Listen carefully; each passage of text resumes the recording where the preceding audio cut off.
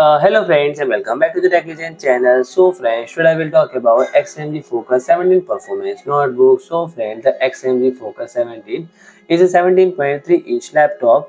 with the NVIDIA GeForce RTX 5070 Ti graphics with 12 GB GDDR7 memory and maximum specific graphics power of 150 watt including dynamic boost, and the GPU stand out for great price performance ratio. So friends,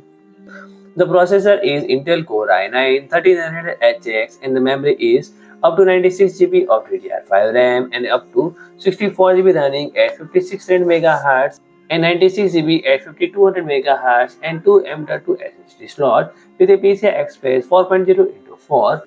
and the thermal pad ensure improve SSD temperature while memory module with higher heat output and such as dual rank double-side module and are also equipped with additional thermal pads. So friend, the connectivity ports including Gigabit Ethernet port, HDMI 2.1 with 48 Gbps bandwidth and power connector, and USB-C 3.2 Generation 2 port with integrated DisplayPort 2.1